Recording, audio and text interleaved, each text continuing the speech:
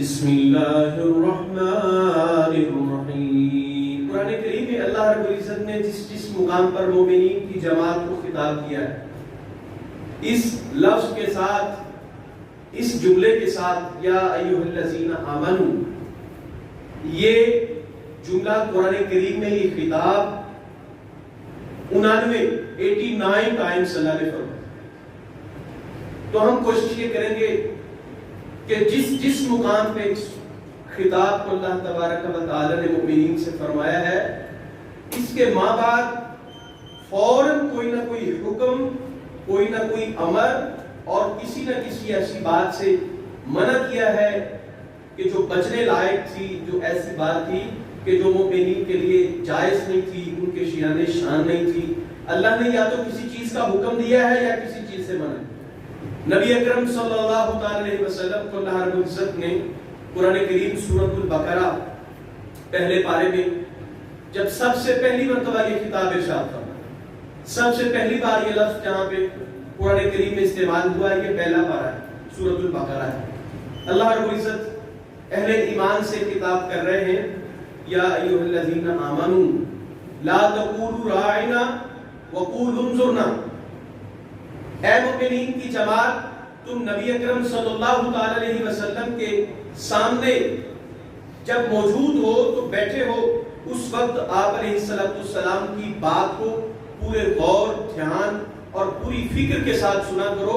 کہیں ایسا نہ ہو کہ تم بیٹھے تو آپ علیہ السلام کے سامنے ہو، لیکن تمہاری توجہ اور تمہارا دھیان کسی اور طرف چلا جائے، اور جب تمہیں بات سمجھ نہ آئے، جیسے استاد سے بات کو سمجھتے ہوئے بات کو شاگرد کو سمجھ نہیں آتی تو وہ سوالیہ انداز میں سوال کر کے بات کو دہرانے کا کہتا ہے۔ تو آپ علیہ السلام کی بعض مجالس میں یہودی بیٹھا کرتے تھے، یہود آپ علیہ السلام کی مجلسوں میں آ کر بیٹھتے تو بات کو دھیان سے سنتے نہیں تھے، چونکہ ان کا مقصد تو تھا نہیں کہ وہ نبی اکرم صلی اللہ علیہ وسلم کی بات سنیں، وہ اس غرض سے تو آتے نہیں تھے کہ وہ ہدایت لیں، بس مقصد یہ ہوتا تھا آپ علیہ السلام کو کسی نہ کسی طریقے آپ کی تضحیق، آپ کی توہین کرنی ہے، یا آپ علیہ السلام کو معاذاللہ تنگ کرنے کا پروگرام لے کے ہوا۔ اب مجلس میں بیٹھے بیٹھے بات کو سننا نہیں، جب نبی اکرم علیہ السلام بات کہہ چکے ہوتے، آپ اپنی بات کو ارشاد فرما لیتے، پھر یہ یہود کہتے راعینا۔ اس لفظ جو قرآن کریم کے اندر استعمال ہوا، راعینا، رے الف عین نون الف نا، راعینا، یہ لفظ قرآن مجید میں استعمال۔ یہود اس کے اندر ایک یہ کا اضافہ کر کے یا لفظ یا کا اضافہ کرتے، راعینا اس کو کھینچ کر پڑھتے، جس کا مطلب یہ بنتا ہے اے ہمارے چرواہے ہماری طرف دیکھو۔ یہود کی اس دشمنی کی بنیاد، جیسے کہ ہم نے 2 خطبات قبل بیت المقدس کے مسئلے کے اوپر یہود کی کچھ بنیادیں اور ان کے کچھ عزائم، ان کے بارے میں کچھ باتیں واضح کی۔ قرآن کریم کے اس مقام یہ پہلا وہ خطاب ہے جو اللہ نے مومنین سے فرمایا ہے۔ یہیں پہ رک کر نبی اکرم صلی اللہ علیہ وسلم کے ساتھ جو یہود کی دشمنی ہے، اس کی بنیادی وجہ کو سمجھ لیں۔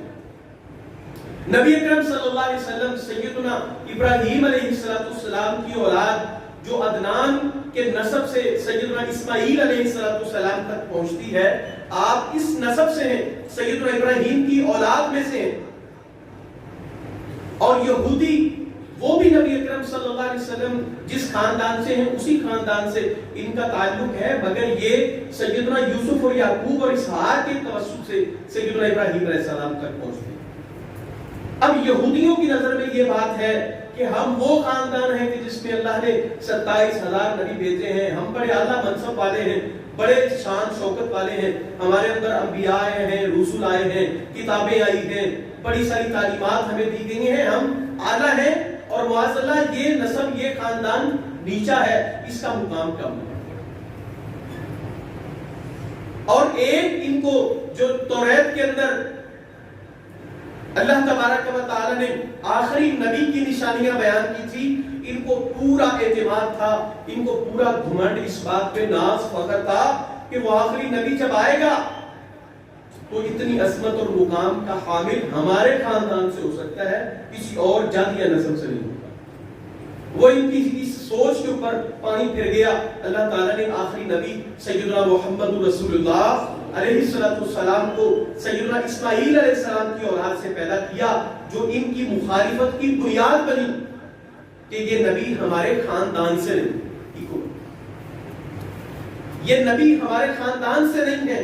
یہ بنیاد ہے اس مخالفت کی، اس معاندانہ رویے کی، کہ ان لوگوں نے نبی اکرم علیہ السلام کی تعلیمات کے ساتھ، آپ کی شخصیت کے ساتھ، اللہ قرآن کریم سورۃ البقرہ پارہ نمبر 2 پہلے پیج کے اوپر آپ کھول کے قرآن کو پڑھیں، یعرفونہ کما یعرفون ابناءہم۔ اے نبی اکرم صلی اللہ علیہ وسلم، آپ کو، آپ کے اوصاف کو، آپ کی تعلیم کو وہ یہودی یوں پہچانتے ہیں جیسے انسان اپنے بچے بیٹے کو پہچانتا ہے، یوں آپ کو جانتے ہیں کہ یہ واقعی ہی اللہ کا آخری اور سچا نبی ہے، لیکن مانتے نہیں ہیں۔ اس وجہ سے نہ ماننے کی وجہ وہ اپنے طور پہ یہ خیال کرتے ہیں کہ یہ ہم سے نچلے خاندان میں آیا ہے اور اس کا خاندانی اعتبار سے جو پس منظر ہے وہ ہم سے کم۔ دوسری بات یہ ہے کہ یہود کو توریت جو ہے، ان کی اپنی مذہبی کتاب جو ان کی طرف اللہ رب العزت نے موسیٰ علیہ السلام کو عنایت کی تھی، آپ علیہ السلام کے اوپر یہ نازل ہوئی،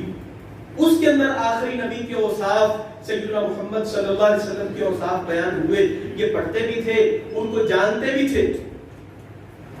ان کا ایک اعتراض نبی اکرم علیہ السلام کے بارے میں آپ کو نہ ماننے کا اعتراض یہ تھا کہ جب توریت موجود ہے، تورات کی موجودگی میں، انجیل کی موجودگی میں، پھر قرآن مجید کو نازل کرنے کی ضرورت کیا ہے؟ جب تورات موجود ہے، پہلے بھی اللہ کے انبیاء آئے ہیں، ان کے اوپر موسیٰ علیہ السلام اللہ کے رسول ہیں، ان کے اوپر یہ تورات کی کتاب نازل ہوئی ہے، نازل کرنے والا بھی رب ہے، تعلیمات بھی وہی ہیں، تو پھر اس قرآن کی ضرورت کیا تھی؟ قرآن کی ضرورت یہ ہے کہ یہود نے وہ رویہ اختیار کیا، اَفَتُؤْمِنُونَ بِبَعْضِ الْكِتَابِ وَتَكْفُرُونَ بِبَعْضٍ، تم کتاب کے کسی حصے کے اوپر ایمان لاتے ہو اور کسی کو چھوڑ دیتے ہو، جو بات اچھی لگی وہ مان لی، جو نہ اچھی لگی اس کا انکار کر دیا یا اس سے تحریف کر کے کتاب سے نکال۔ سیدنا عبداللہ ابن سلام رضی اللہ تعالیٰ عنہ موجود ہیں، یہودیوں کے بہت بڑے عالم تھے، تورات کے بہت بڑے عالم، نبی پاک کے صحابی، ایک یہودی عورت ایک مرد نے آپس میں بدکاری کی، یہ مقدمہ نبی اکرم صلی اللہ علیہ وسلم کی خدمت میں، آپ کی عدالت میں پیش کیا گیا۔ نبی علیہ السلام نے ان کو رجم کرنے کی سزا سنائی، لیکن یہود کہنے لگے کہ چیخ اٹھے پکار اٹھے، ہماری تعلیمات میں ہماری کتاب کے مطابق فیصلہ کیا جائے، ہماری کتاب میں رجم کی تعلیم موجود نہیں ہے۔ اور ان کا رویہ، جو یہودی عالم کتاب کو پڑھ رہا تھا، لے کے آیا تھا، وہ اس صفحے کے اوپر، اس حکم کے اوپر ہاتھ رکھے ہوئے تھا۔ عبداللہ ابن سلام فوراً بول اٹھے، یا رسول اللہ، اس یہودی سے کہیے اپنے اس ہاتھ کو اٹھا کے نیچے سے اس حکم کو پڑھے، وہی رجم کا حکم جو قرآن مجید میں موجود ہے وہ اس سے قبل توریت کے اندر بھی موجود۔ یہود کے اس اعتراض کو اللہ نے یوں فرمایا کہ تم نے کتاب کے اندر تحریف کی، کتاب کو بدلا، کتاب کے احکامات کے ساتھ تکفیر کی، کتاب کے حکم کو چھوڑ دیا۔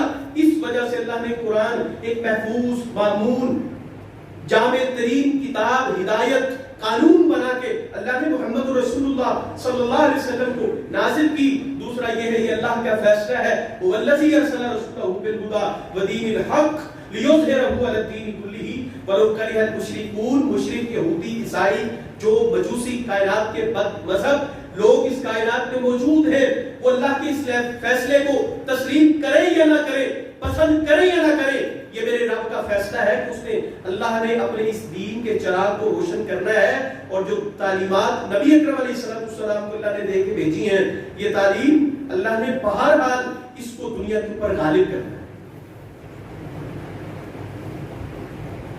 یہ دو بنیادیں، ایک خاندان کے نسب کے اعتبار سے نبی علیہ السلام کے خاندان کو یہ حقیق سمجھتے تھے، دوسرا یہ سمجھتے تھے توریت موجود ہے تو پھر قرآن کریم کی ضرورت کیا ہے۔ ان دونوں چیزوں کا جواب ہوا، نبی اکرم صلی اللہ علیہ وسلم کو یہ آ کے کہتے، مجلس پہ آتے تو کہتے لا تقولوا راعینا، اے ہمارے جمع ہے تو ہماری طرف دیکھ. اب یہ کتنا گستاخی کا اور کتنی بدتمیزی کے اوپر مبنی یہ جملہ تھا. اللہ نے مومنین کی جماعت کو منع کر دیا, لا تقولوا راعنا وقولوا انظرنا.